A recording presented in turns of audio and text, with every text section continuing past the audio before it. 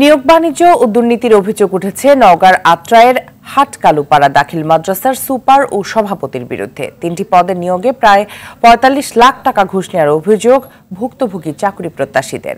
তবে অভিযোগ মানতে নারাজ অভিযুক্তরা। নওগাঁ প্রতিনিধি আরিফুল হক সোহাগের তথ্যছবিতে সৈয়দ মাহমুদের রিপোর্টে বিস্তারিত। 1, 2, 3 ঢাকায় জমি জিতে নিন 100% ক্যাশব্যাক সহ 20 কোটি টাকার পুরস্কার।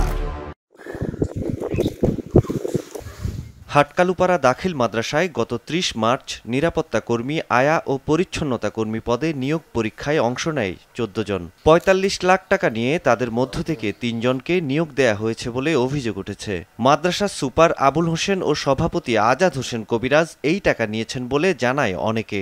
আমি আজাদ হোসেন কবিরাজ এবং সুপার আবুল হোসেনকে 10 লক্ষ টাকা দিই। দেওয়ার পরে আমাকে নিয়োগ না দিয়ে অন্য একজনকে নিয়োগ দিয়েছে বেশি টাকার বিনিময়ে। তো আমি পরে টাকা চাইতে যাই, টাকা চাইতে গেলে ওনারা বেশি হুমকি ধামকি করতেছে, ভয়ভীতি দেখাচ্ছে, মামলা মোকদ্দমার ভয় দেখাচ্ছে, টাকা ফেরত দিচ্ছে না। ৯৫,০০০ টাকা আগে দেওয়া হয়েছে আমার ভবনপতির হাত দেওয়ার পরে আমার বাবার হাত দেওয়া 2 লক্ষ দেওয়া হয়েছে। 1, 2, 3 ঢাকায় জমি জিতে নিন 100% ক্যাশব্যাক সহ 20 কোটি টাকার পুরস্কার।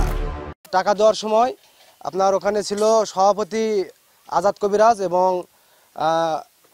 সুপার ছিল আবুল হোসেন, এরা উপস্থিত ছিল। হ্যাঁ, তাদেরকে আমি টাকা বুঝিয়ে দিয়েছি। কথাবার্তা এভাবেই হয় যে যেনাদের সম্পত্তি, এনারা যদি সম্পত্তি আরেকটু দেয় তে চতুর্থ শ্রেণীর কর্মচারী হিসাবে এনার মেয়ে। আমি মোহাম্মদ আলমগীর হোসেন, পিতা মনির উদ্দিন, গ্রাম হাটকালুপাড়া।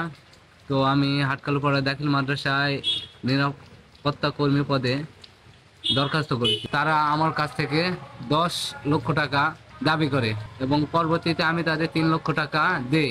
অভিযোগ অস্বীকার করেছেন মাদ্রাসা সুপার আবুল হোসেন ও সভাপতি আজাদ। কোনো দুর্নীতি হয়নি আর কোনো অনিয়ম হয় নাই। আর এমপি মহোদয় যেভাবে বলেছেন ওইভাবে কাজ হয়েছে। কারো কাছ থেকে টাকা নেই কেন টাকা নিব? শতভাগ স্বচ্ছতা হয়েছে। এখানে কোনো দুর্নীতি বা কোনো অনিয়ম এটা হয়নি। তো 14 জনের মধ্যে তো আর 14 জনকে চাকরি দেওয়া সম্ভব হবে না। অনেকেই চাকরি পায়নি, যারা অভিযোগ করেছে তারা নিজের নামটুকুনও লিখতে পারেনি। কেউ অভিযোগ করলে তদন্তের আশ্বাস দেন এই কর্মকর্তা। আমার কাছে এখনো কোনো অভিযোগ আসে নাই। আপনারা অ্যাডভান্স নিয়েছে তারাও আসে নাই, বা অ্যাডভান্সের পরের গুলো বা অন্য পক্ষ আসে নাই। আসলে তো আমাকে অবশ্যই কোনো না কোনো ব্যবস্থা তো নিতেই হবে। সৈয়দ মাহমুদ, RTV।